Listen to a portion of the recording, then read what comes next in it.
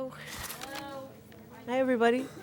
Thanks for coming. I'm Kathleen Johnson from Prairie Lights Bookstore, and I'm very pleased to see all of you here tonight. We're very proud to host this event for Augusten Burroughs with the Iowa City Public Library. It's good to be here, and I'm glad so many of you could come, particularly, well, maybe not particularly, but including those of you who've just come from the City of Literature reception. Welcome. We're very pleased to have Augusten Burroughs here with us tonight. As you probably know, he's the author of several books. The first, Television, is a work of fiction, and several works of nonfiction, including Running with Scissors, Dry, Magical Thinking, Possible Side Effects, and his latest, A Wolf at the Table, a memoir of growing up and his experiences with his father. Augusten Burroughs and his partner Dennis live with their two French bulldogs, Bentley and the Cow, in western Massachusetts and New York City. He also, interestingly, was mentioned in a memoir by his brother, John Elder Robeson, I believe affectionately referred to as Snort. I don't think he prefers to be addressed that way, so I'm sure he'll let you know. It's such an honor to welcome Augusten Burroughs. Thank you. Thank you all for coming. Thank you, thank you, thank you. It is so good to be here. It is so good. It's good to be. I would say that, though, really, no matter where I was just in Aspen. I had to do which is beautiful. So have you been to Aspen? I mean, it's amazing. I had not been. I've been all over Colorado, but I had not been to Aspen, and I had to do a writing festival there, and yeah, I mean, every single person I saw was like, you need to go skiing, and you go skiing, and you go, come on, let's go skiing, you got some time. And I was like, these are big, you know? Mountains, trees, snow, skis. Like, do the math, people, I'm not going on that thing. And as I was walking around the downtown area, I swear to you, every third person you see in Aspen is walking along with their cool sunglasses and a cast, or they're in a wheelchair. And what was it? Let's see, was it Friday? A few nights ago. We decided we're going to just order room service in the hotel, in the place, and so we order up a pizza. Oh, I should not move so much because I'm going to drive the audio-visual person crazy. See, I'm behaving now. Where's the camera? I'll stay right here. We ordered pizza up, and I was in the other room working on my laptop, and I hear knock, knock, and then I hear this funny sound, like knock, knock, kerclunk. And so she comes in, and she, looks out the window, and it is, in fact, snowing, and she says, it's going to be beautiful out there tomorrow. You're going to go hit the hill, And I looked at her, because she was making a strange sound as she kind of slid or thunked across the carpeting. So I'm like craning my neck, and then Dennis says, what happened to you?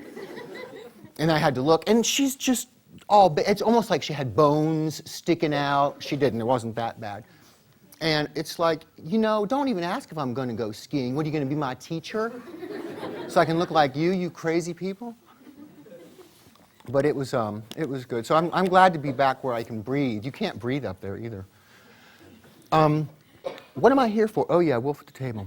I'm not carrying a book today because I'm not going to read from it.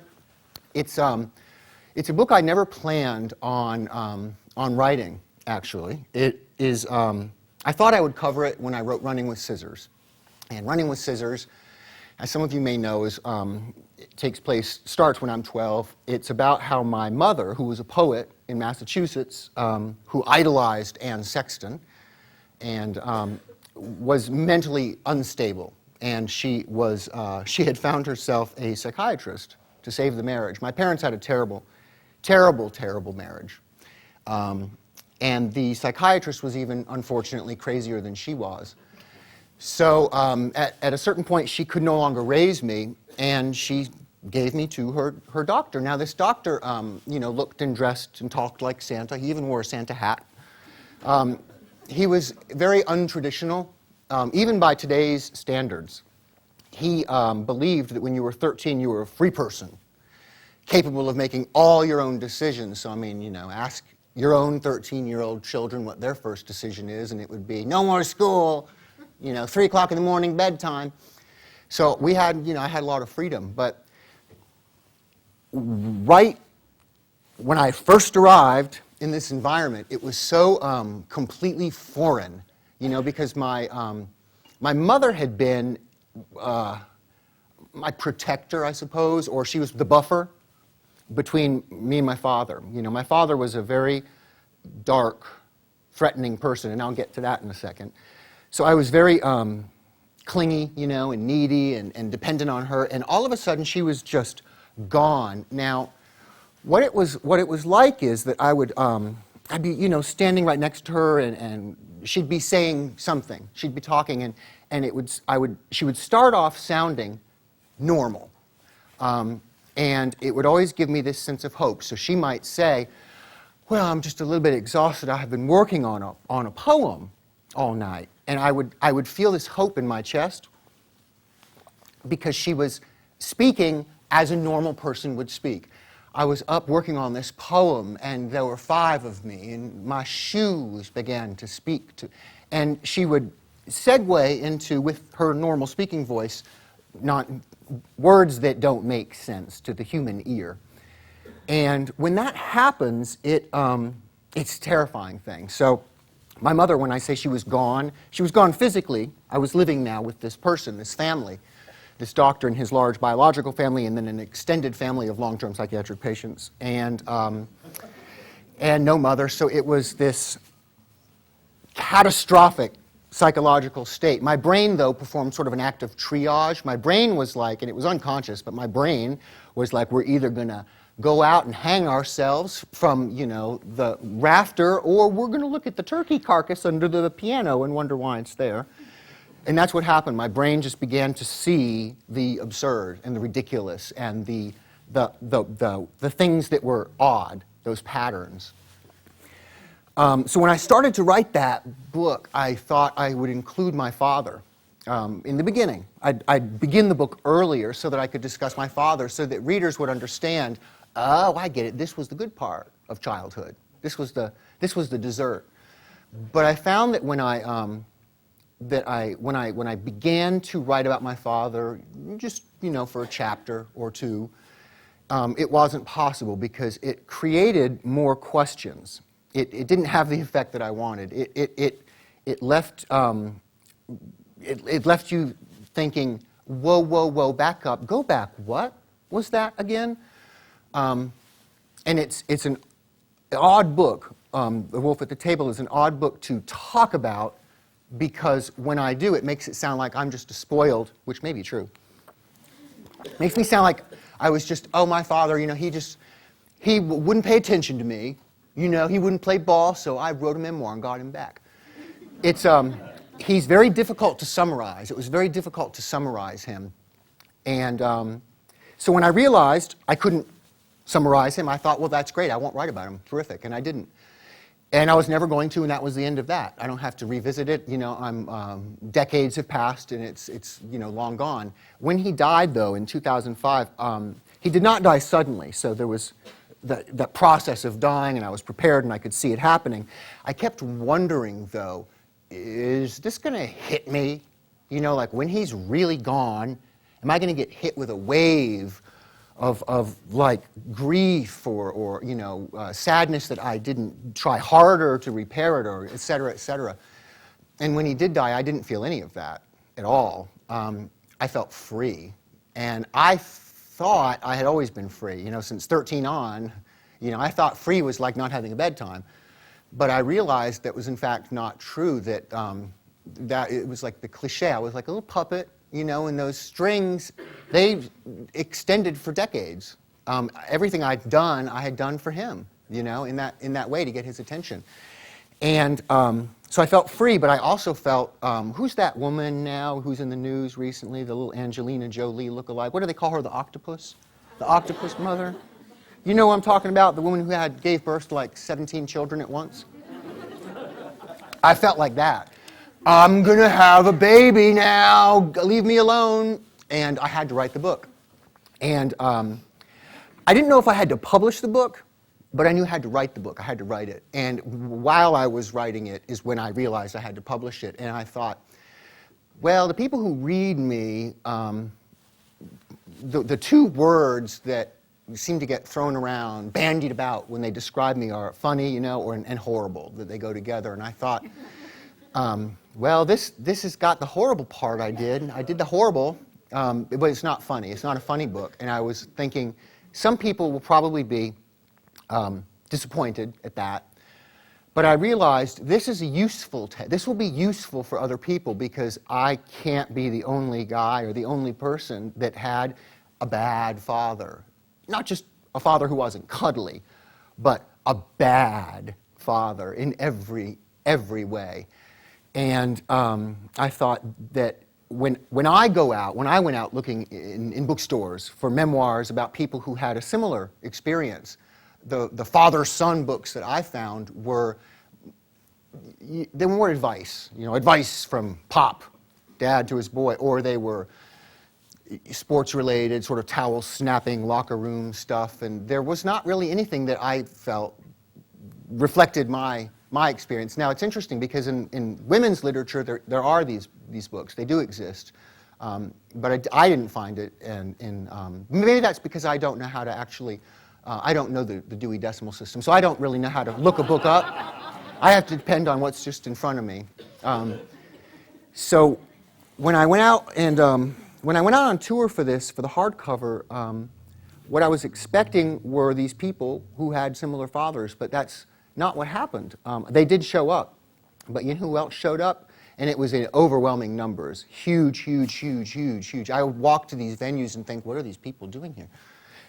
Women showed up, and the women said to me, I was married to that man. And the other group that I didn't expect were these, they were often female, mostly I think female. These girls would come up and they'd be like, they'd always be shy too, they'd feel embarrassed, they'd be like, hi, I'm sorry, I had a great dad, would you sign this for Father's Day? And I would always say, I'd be happy to, did you walk in late? I mean, do you know what it's about? You don't want to send your dad the wrong message. And he was like, oh no, I want to thank him for not being your life, I'll be your cautionary tale, don't you worry. But I thought about that, and I thought, yeah, I can see why that would be something. My father was the kind of person that, he was a Southern gentleman, born in 1935, down south. His parents were both young, so he was raised by his grandfather, who owned a pharmacy in Chickamauga, Georgia. And it was a beautiful pharmacy, the kind with that, that kind of ironwork grill on the ceiling. I've seen the most beautiful pictures of it. It just, right out of a, what is her name? Come on, Kathy Bates. Right out of a Kathy Bates movie like Fried Green Tomatoes. It was a fried green tomatoes kind of pharmacy. And he, it was just, he used to read the comic books, and he could make the root beer floats, and he would listen to the Andrews Sisters. It was nice. And his mother's sisters, teenage girls, lived in the house with him. So you can imagine how doted upon this boy was. He, as a result, though, of being not only a product of the South, America's capital of gentility, but he was a product of the previous generation of the South. So my father had almost Victorian manners. I'm trying to think of an example. I never saw him do this, but this is the kind of thing my father would do. If there's a puddle on the sidewalk and he's walking, he'll take the blazer off and lay it on the ground so that the woman doesn't have to walk through the puddle. I am of the generation that's like, you go first, you got the high heels on. Just stomp around in it so there's less water and then I can go. But no, he was very, very, very polite, and out in public, he would have this voice, very, very, he would repeat himself, like I say. My father would always repeat himself because he was a professor of philosophy. As I said, a professor of philosophy. And if you asked him directions, he would draw you a little map. He was a very pleasant man. When he turned his back away from you, the smile was gone, but it was replaced with nothing. It's very difficult for me to describe what I saw when I looked at my father, because unless you've seen it, you won't understand it. But if you just look at anybody in this room, or if you're at home, go look in the mirror, you will see something looking back. You know, you'll either see your face in the mirror, and your eyes will sort of say, what am I looking for? Why am I looking in the mirror alone? Or you'll see the person next to you, and you'll see something, you know, you may not be able to identify what it is. When I looked at my father, there was nothing at all. Absolutely nothing at all. Nothing, nothing, nothing, nothing, nothing, except when there was something. And when there was something in his eyes, it was this peculiar curiosity. Now, I didn't have a name back then for it. We didn't know, you know, what it was. But of course now everybody is something. You know, everybody gets to be something today. I personally love it. I love a diagnosis. Give me a little box and I'll sit in it. I like names and labels. You know, everyone's ADD or ADHD or whatever this.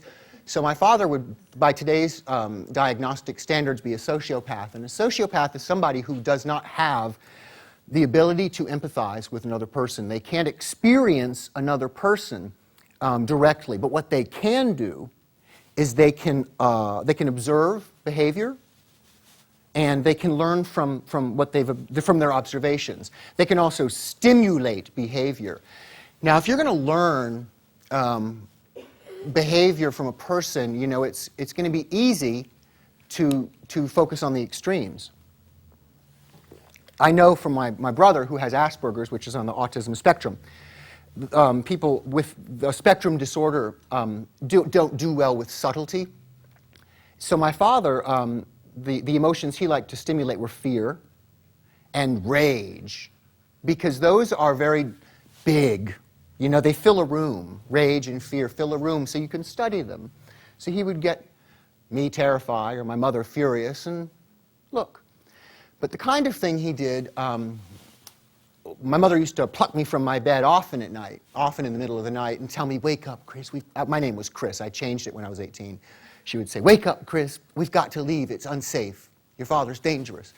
So it was just part of my life growing up that we would leave in the middle of the night and go to a motel and spend the night or 2 nights. We were gone once for about a week, and during that week I was, you know, in the little room, you know, waiting and watching TV, and there was just no time, you know, because I didn't leave the room.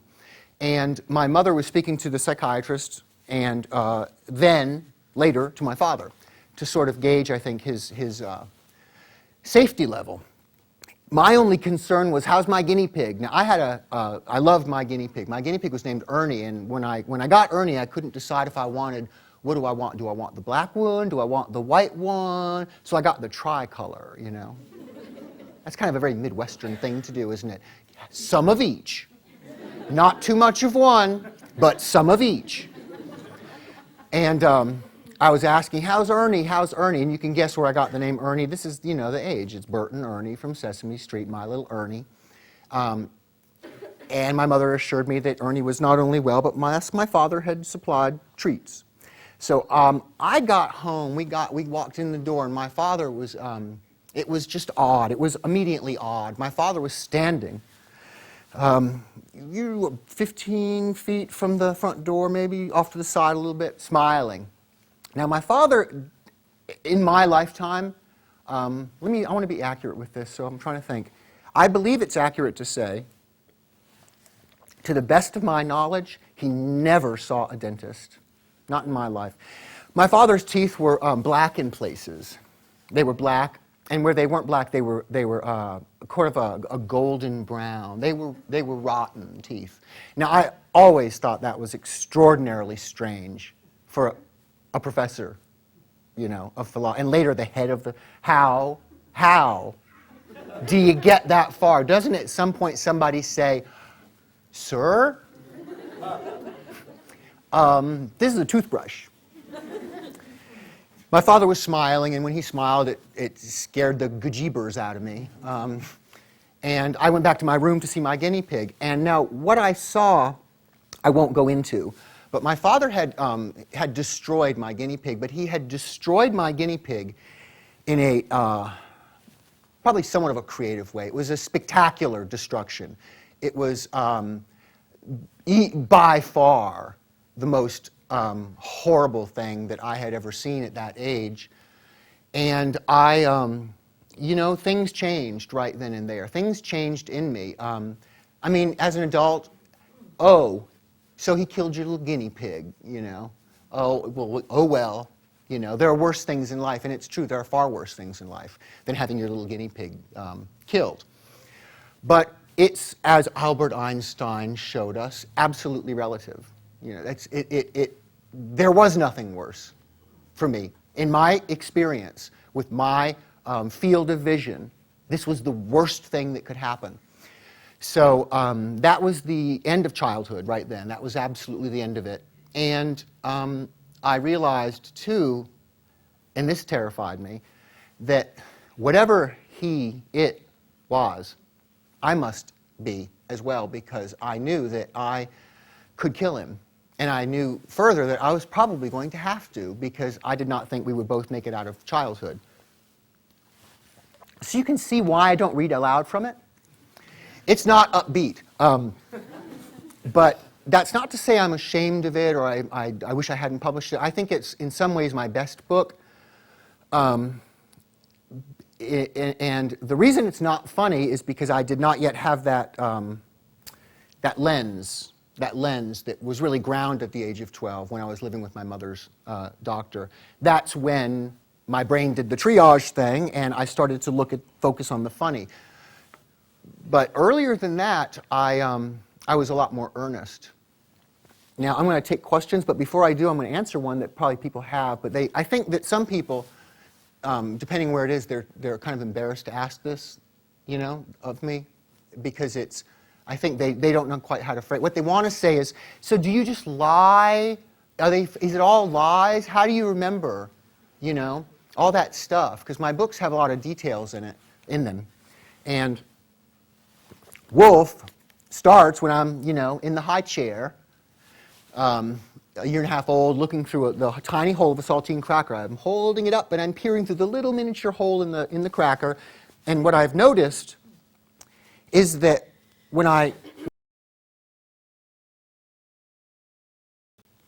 it appears that the hole almost refocuses what I'm looking at and seems to bring it closer. And that's what I experienced. Now, that is a memory. It's not something that I made up or thought would be cool to put in a book. It's a memory. I was asked by a journalist from one of the networks when they did an interview, but how do you know it's a memory? How do you know it's not that you didn't see a photograph or that your parents didn't tell you a story? And I never had a good answer for her. I just know, you know. But my brother was sitting beside me, and my brother had a very good answer. It's a lawyer's answer, but it's a good answer. He said, in his Aspergian tone of voice, which is a bit mechanical, well, you know, as parents, we tend to pass the stories along to our children that we think will amuse them or that amused us because they were memorable. So, for example, I might tell my son when he's older, you know, kid, when you were little, you used to like to throw water balloons out the window and try to hit the other neighborhood kids. That's the kind of story we tell our kids. Rarely, if ever, would we tell our kids, you know, kid, when you were little, you used to hold crackers up to your head and then eat them.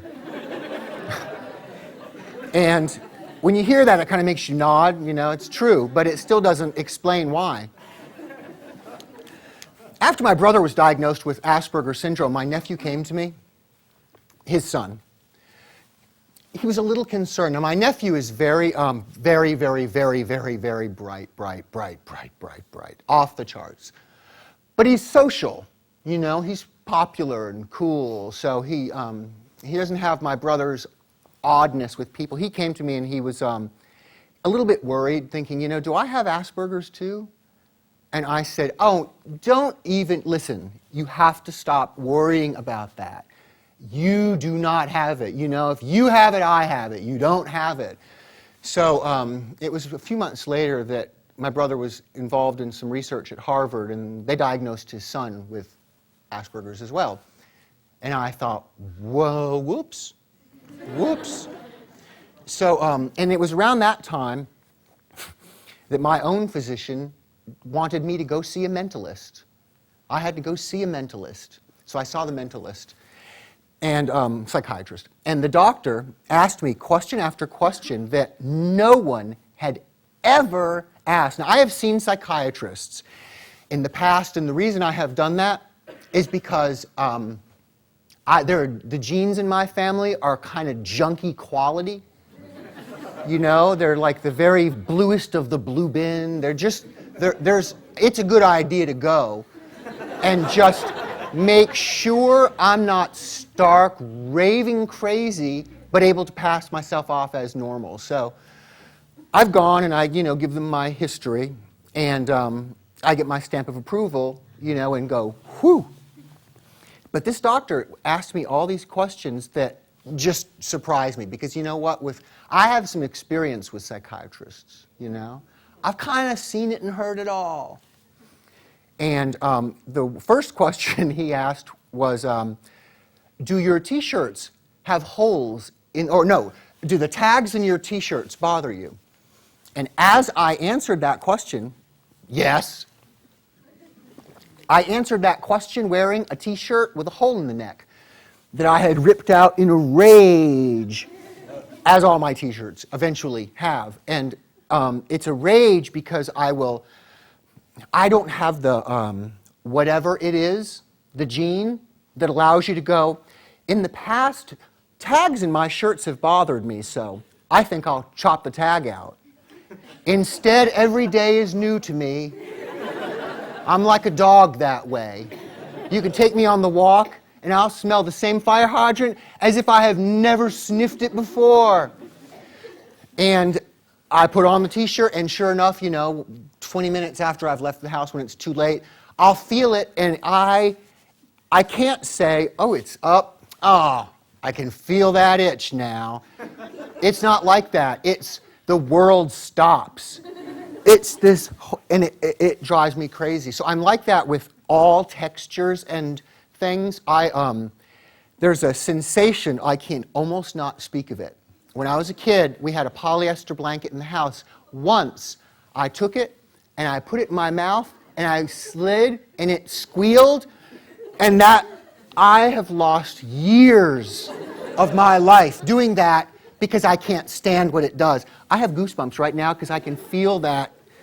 Well, I'm like that with certain things. And I'm not a clothes guy. At home, I wear the same pair of jeans and the same T-shirt until Dennis says, I didn't want to look at you anymore, But when I go out in public, like a little show pony, I buy outfits. So for this tour, my outfit was this coat. I thought, jeans, T-shirt, because I do all carry-on. This will be like, I can wear, if someone makes me go to a little cocktail party, I can button it, it'll be a blazer. Or it's casual. But you know what? That isn't quite what happened. It's not quite what happened. Because every time I've been out, people say to me, oh, is it raining? Or they say, oh, I can keep your raincoat for you. It's not a raincoat. It's completely a failure, and it attracts everything. All these molecules of stuff, anyway, it's driving me crazy. You would not believe, I'm a smart guy. I'm actually pretty smart. Every brain cell I have, we have more neurons in our minds than there are known stars in the universe, and every one of mine is focused on this darn coat. So the psychiatrist was asking me questions about sensory and do things bother me, the sun. I hate the sun. I've always wanted to live in a missile silo. People just think I'm teasing. He's like, oh, I don't think you're teasing. So I had to go through, 45 minutes of this, and I'm waiting. It's like, to me, it's like, let's make a deal. I want to know, what have I won? What am I? What do I have? Split personality? Something cool? He said, well, there's really no name for it. And I was like, oh my God, you made me go through all that, and I don't even get a name for it. He said that what it is, though, he said there are 12 names or there's no name.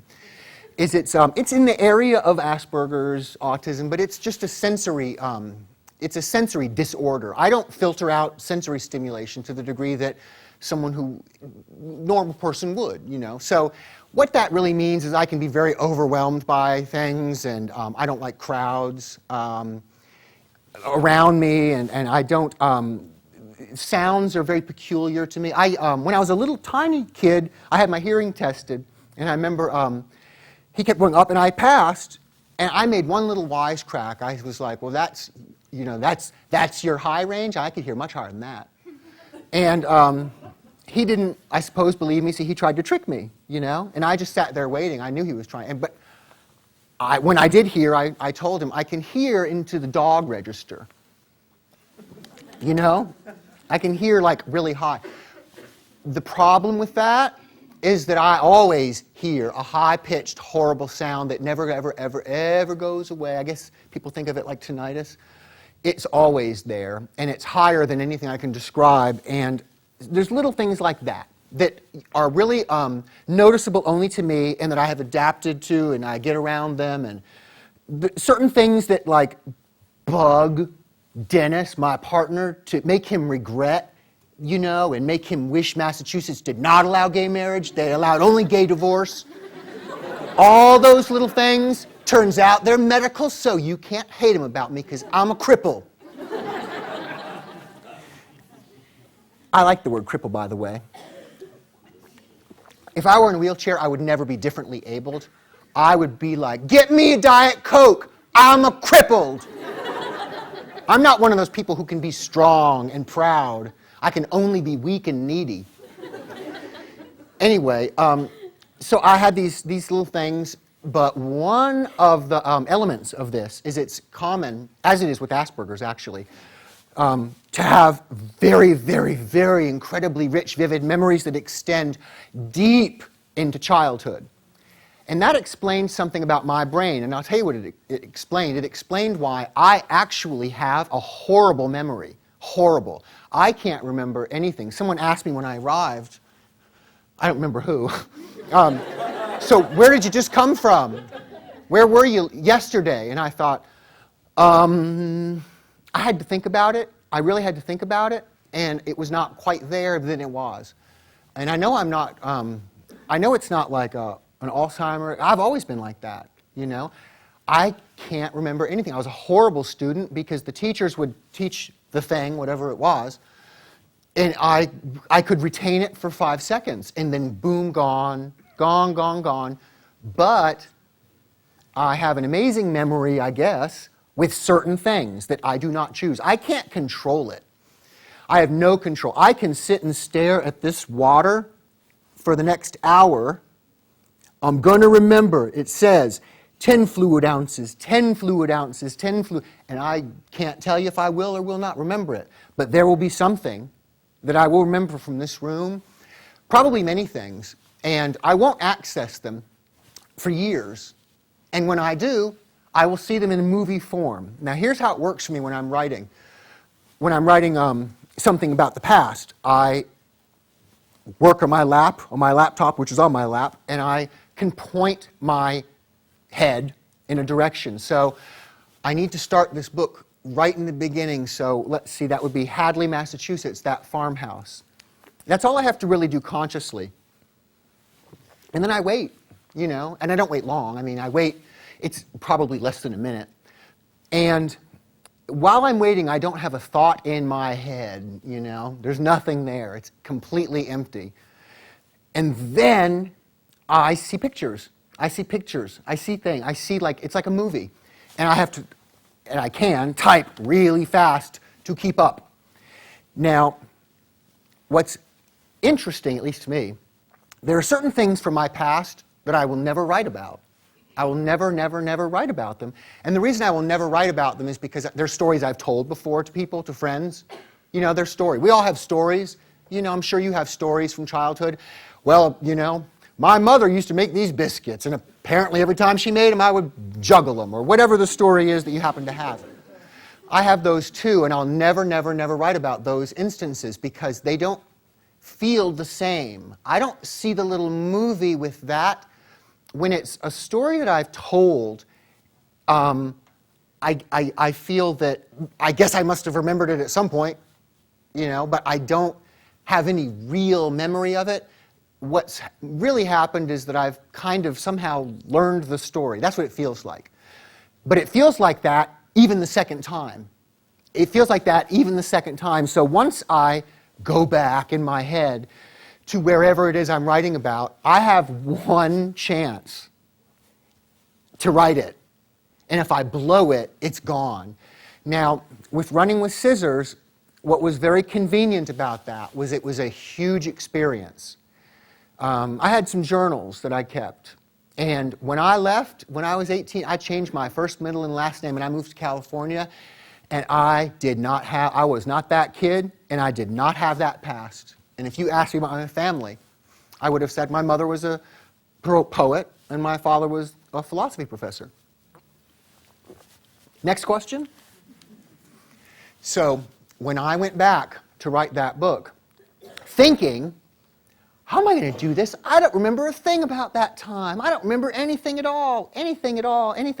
But I did have this box of journals that I'd kept all those years, and I opened them up and I began to read. And the journals were pretty much useless in terms of anything that could be publishable because it's all in large handwriting, messy. My life is so horrible, I can't even believe I'm alive. This is crazy, you know. But seeing my handwriting, seeing the paper, the tiny things, it had the exact same effect that I know every single person in this room has experienced. You are walking in a mall, on the sidewalk, you are thinking about your job or your family or your haircut that you're going to get. And suddenly, you smell it. There it is. It is a smell that when you smell it, you realize you have not smelled since junior high, and it was the prom. And you were walking to your car, and that's because our sense of smell is connected to our limbic system, the emotional center of the brain. It has direct access. That's why smells can bring us right back, literally, to that moment. So it was like that for me with writing. Now, what I have since learned about memory is interesting. I was listening to NPR. How does she do it now, Terry Gross? Fresh air. This is Terry Gross with Fresh Air. I think it was Fresh Air, and she had on some, I don't know if he was a psychobiologist or a neurologist, but he was talking about memory. This was recent. I think it was this year or it was very late last year. And he was explaining how memory works. And I was down with the dogs listening, and he said, you know, the when an event occurs, the red elephant walks into the room and it sits. We watch that happen. Neurotransmitters, they tattoo the neuron physically, and they etch it into a very distinctive pattern. And when the neurotransmitter, the chemical, etches the neuron into this pattern, that pattern is the red elephant entering the room, and it's the ambiance of the room. It's that experience captured. Now, let's say that that you don't think about that red elephant again for, I don't know, 6 months or a year, okay? And then one day you see a red jacket in the window, and it reminds you of that red elephant. So you remember that red elephant. The process, the action of recalling that memory does something. It activates the neurotransmitters, and they again bring out their tattoo needles, and they tattoo again that neuron that has been tattooed. So over the etching, the original etching of the memory, there is a new filigree. Each time we access a memory, indeed, additional etchings are made on that neuron. It's almost like the game telephone when you're a child, you know, sitting around a room and you whisper something into someone's ear, "I want a cookie," becomes, "I'm going to surprise my mom with a puppy." And that's, that is something that, while I had no idea, I didn't know, when I heard that, I was like, yeah, exactly. That's why. That makes sense. That's why I can't use a memory that I've dragged up before, even one more time. So that's the answer to why do I make it up. I actually don't make it up. I what I do is I trust my memory. Now, the family from Running with Scissors was very unhappy. I thought they would be happy. They were not happy, and they sued right before the movie came out, and they had a very definite number of issues. You know, I lied here, and I don't recall how many there were, but there were 30 or 40 of them. And I can't prove this, but when the lawyer that the publisher hired met me, I got the feeling that he was thinking, oh boy, this is going to be trouble. You didn't embellish even a little bit. You know, I could just feel the sort of dollars in his head thinking, we're going to have to see, but this could be expensive. He went away for, it was either a few weeks or a month or 2 months. I can't remember because the whole thing went on for a couple of years, but the next time I saw him, he had researched, heavily researched, and extracted documents, and he was not the same man. When I saw him next, he was almost angry. He was almost angry, and he said to me, the most unbelievable thing about this book is what you left out of it. And from that moment on, it was, I felt like I had a guard dog. I mean, it felt like it went beyond some lawyer hired by publisher paid. It bothered him. So in the end, they were able to substantiate every single solitary claim that the family had and said I lied. We were able to go, actually no. See this little date? And so it settled, but it settled in my favor. And what was interesting about that to me, it wasn't surprising, but it was like, good, I'm glad, was that I wrote that, that's my memory that I trusted. If I'd been wrong, it would have been horrible and expensive. So that is how I do that. I think that it's sometimes suspicious because, well, you've had 6 memoirs, you know, and all in such detail. But actual real people don't seem to have that issue. It's journalists. And, you know, it's hard to be a journalist. You can't just walk in off the street. You've got to go to a good college. Well, you're not going to get into a good college unless you go to high school and you do well. So if you do well, how do you do well in high school? You can't be out there homeless. You can't study. I tried. I didn't read a book until I was 24. I know for a fact you cannot be hungry if you're going to read. So these people have gone through high school and they have someone, probably parents, saying, did you get your homework done? They're probably top of the class or very, very close because they can't just go to the state school because you know what? The New York Times, all these they can pick anyone they want. Why are they going to pick University of Unk when they can have Harvard or Sarah Lawrence? So you're going to go to Harvard or Sarah Lawrence and you're going to major in journalism or English, and your friends are all going to be journalism or English majors, and then you're going to get your advanced degree because it's competitive, so you're going to get the terminal degree in your field. You're going to get your master's of fine arts. Now, you're going to be friends again with this same group of people. What kind of things are you going to do? You think you're going to go out and do some drugs, go do some crack? Burn off that? No, you're going to be up all night. A wild night for you is going to be staying up analyzing Sylvia Plath's poem, Daddy, while you smoke Indonesian cigarettes and feel very, very dangerous.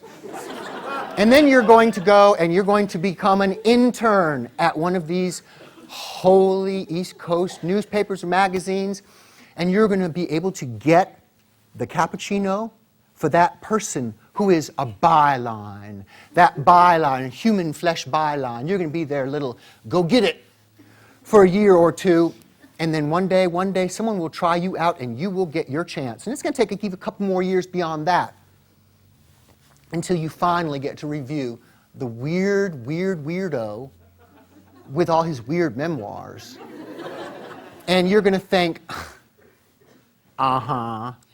you went through all that because you know about the dark side of life. You've seen the Quentin Tarantino movies. You know how it is. And that's why I think I seem so suspicious, because if you think about it, though, it makes sense, and you can't blame, I don't blame anybody for that. You know, it's just exactly like people here. Didn't you just pass the thing where now you're going to allow gay people to be married, right? Well, some people are thrilled, but I know some of you are like, oh, that's the end of this state that I have always loved. That is the end, the end, the end. But the thing is, once it happens, and then 5 years from now, when it's no different, except all of a sudden, that awful neighborhood's it's all, Ethel, I don't remember that house always been that pretty. What happened? Did the queers do that, did they? Well, look at that now. They're tearing down that strip mall and putting in an organic farm. Rick used to have his old organic farm. I never thought I'd see that. That's the queers again, is it? How about that? It becomes familiar. It becomes less. What was my point? How did I get on that? What was I talking about? How did I get to farming? Something about journalists.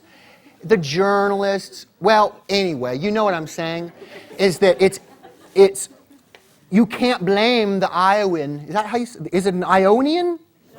An Iowan. An Iowan. It's like an IOU.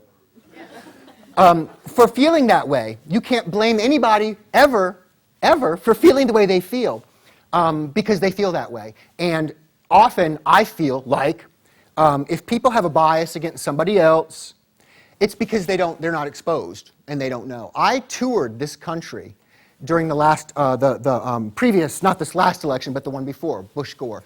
If you watched the news, you would think we were all going to have a civil war. I mean, it was awful. Red states versus blue states. Well, I'll tell you something. I was hopping back and forth between those two. I never knew if I was red or blue. I'd be like, am I the red or are you the blue? You can't tell. You cannot tell. Another thing is, when I, early in my life, lived in New York City and did not leave that island, I assumed that this territory we are in now was called flyover. And you just fly over it to get to L.A.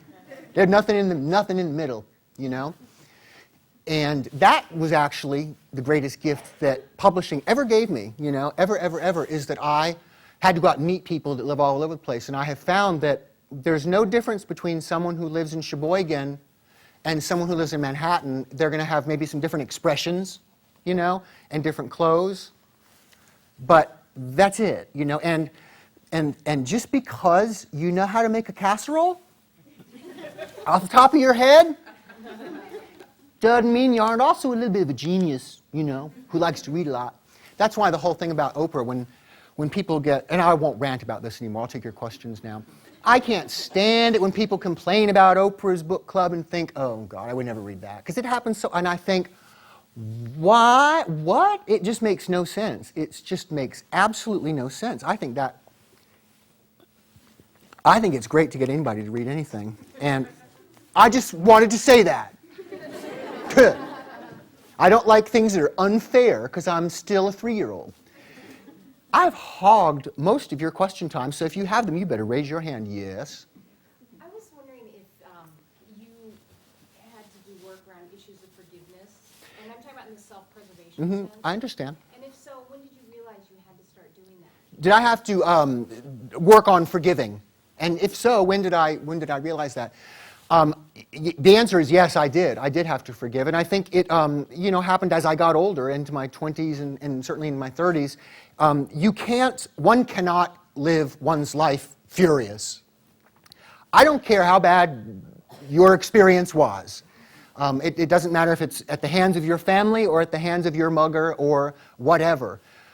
You have to find a way to let it go, or it will control you. And for me, it was simply understanding that these were flawed people and circumstances, and it changed some things. It did not change others. I mean, I love my mother. I understand that she was sick and could not help it. I love her, but I do not like her. I don't like her. And we don't agree. Especially, we do not agree on whether or not a 12-year-old should be allowed to date someone twice their age. If I had a 12-year-old come up to me and introduce me to their 34, that 12-year-old would not see the light of day till they were 45. They would be locked in the basement, and the 32-year-old would be dead in my backyard under a little beautiful garden of petunias. Anybody else? Yes? Why did I change my name to Augusten Burroughs? I changed my name because I was not going to be that kid anymore. Augusten Burroughs. I had gone to computer programming school because I didn't know what to do. So I went to computer programming school and I cheated all the way through it. I understood it, but I did cheat. There was a computer back in the olden days when I did this, 1984, I think it was, yeah, called the Burroughs. The Burroughs, whatever tabulator 500. I thought that sounded quite elegant.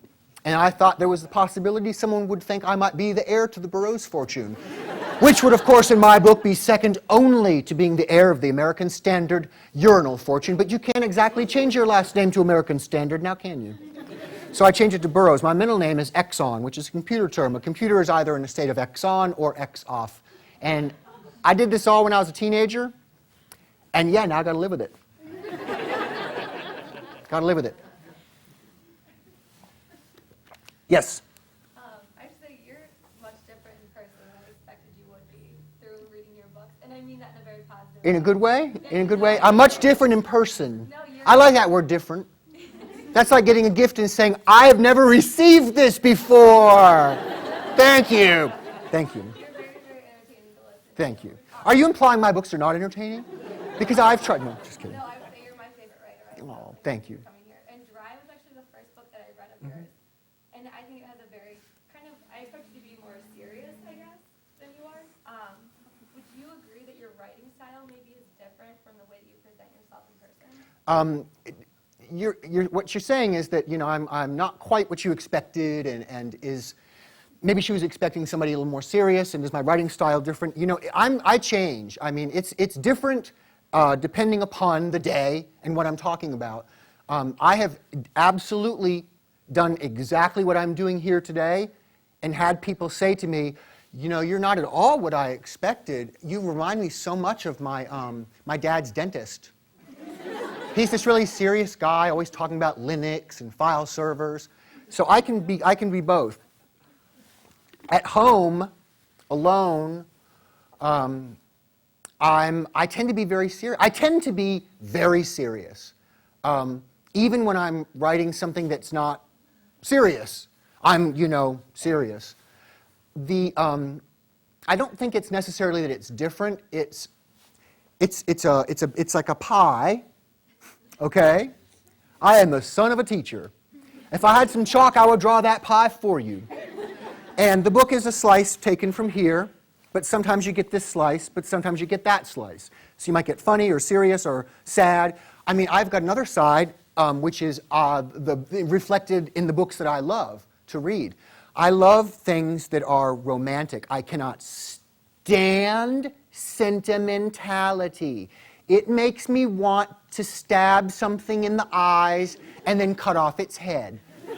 But when something is romantic, and I mean drop dead, well done, romantic, I'm like, so I love that. The books, people always ask me, who's your, you know, favorite, what authors do you like? Because I think they're gonna learn like some new cool edgy names, and I'm like, oh, Elizabeth Berg. And then all the mothers of the kids in the room shriek because they've got Elizabeth Berg in their purse. The thing about Elizabeth Berg is that she writes about, you know, John Updike. John Updike, I also love. John Updike wrote about families. He wrote husbands and wives, domestic problems and lives, and daily life stuff. And Elizabeth Berg writes the same thing, but one is the legend, and, you know, one is popular women's fiction.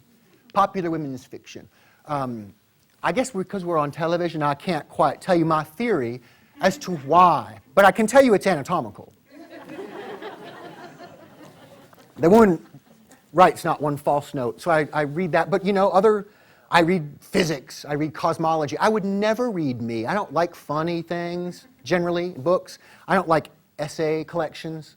Too short. So I almost said yes, and there wasn't a question. You were just scratching. I almost said yes. Yes. I know from reading on your books, you spend a lot of time on I'm always online. I am right now in my pocket. I can feel it. I didn't turn my phone off. Y'all had to, but I didn't. How do you think your life would be different if internet never How would my life be different if the internet had not come about? I can tell you when I first went online, it was 1985. I had a Macintosh computer in San Francisco, and I dialed into the San Francisco Bay Area BBS, and it was a black screen, and I went, hello? And then right back at me, hey! And that is how it began. You would have little conversations with strangers. They didn't even have screen names. I can remember, I love this story. This story, when I tell it, makes me suicidal. I remember the day that I became aware that you could buy the URL, that you could buy the webs, and I was looking things up, and I remember Pepsi, P-E-P-S-I. Nope, not owned, you could get it. You want it, $15. And I remember thinking, yeah, someone could probably make money off that. I mean, I can't believe they had, I don't think I realized how quick it was going to happen. Everything would be different for me. I need it. I met my partner online, and my publishing career occurred online. That's how I met my agent. It's just, what I like about it is that it fits our biology. It fits our biology as people. It removes the things that should be removed. It gets rid of that mess called geography. You have access to some, what if that person that you have not, I've lived 26 years in this town, I'm always going to be single. What if 1.5 miles from where you live is someone who is so eerily similar to you? So simple. But while you go to the grocery king, she's going off to the packaged plus. You're never going to meet. Online gives us the opportunity to break out of our little social circles and be introduced to people that we wouldn't meet, that we would like, because you get to meet the interior first, or it allows you access to things that are not accessible. I mean, if you have no money, nothing, you are dirt poor, dirt, and you're just in a trash country, not America, where, we have all the privilege. But what if you have an idea, Well, now you can do it. Now, as long as you have email, you can get it out there. So it equalizes things. So that's why I love it. Do we have time for more? I think someone's going to hit me throw something at me when it's time. Just throw a shoe at my head. Yes. Like you said, you're known as being humorous in a lot of your short story memoirs. You come off that way. For you, is it when you're in that moment experience, do you find the humor in that, or is it you're going back, reliving it, and then it clicks and you find the humor in the situation? When I'm writing, do I find the humor, or it depends. I mean, there have been some things that I have written that I have been dreadfully serious as I write, only to then look at 10 years later and think how ridiculous it is and funny. I never consciously, or deliberately rather, I never deliberately say, I need to add a little joke here, or I need to make this funny. I need to spice that I never do. It tends to just be the way that I am at that time. That is also why, like I said before, that A Wolf at the Table is not funny. I could have made it funny. I have the skills to make it funny, but I never would have, because it would be a fake memoir. It would be fake. So it really, it comes from, I think, just how I see things, having said that, I don't always know what I think might be funny in a chapter or is not often what other people think is funny. So it's, humor is one of those things that's very slippery and subjective. Yes. You're the last one? You're the last? Okay. Well, I thought you said 2. You took it away. Didn't she say 2? Re-roll the tape. You, those of you at home, if she said 2, call. Right now. No, don't call. Yes? I guess this is kind of come off funny, but before you became a writer, why did you want to be a male model? The reason I wanted to be a male model, well, I didn't know that I wanted to be until someone told me I should, and then I was like, okay, yeah, okay. I liked it because you didn't have to think, you know? You just had to do what they said and you had to walk. And I liked having people look, you know, look. But the part of it I didn't like at all was all the maintenance. I had to have classes in nail hand care. I was like, oh my God.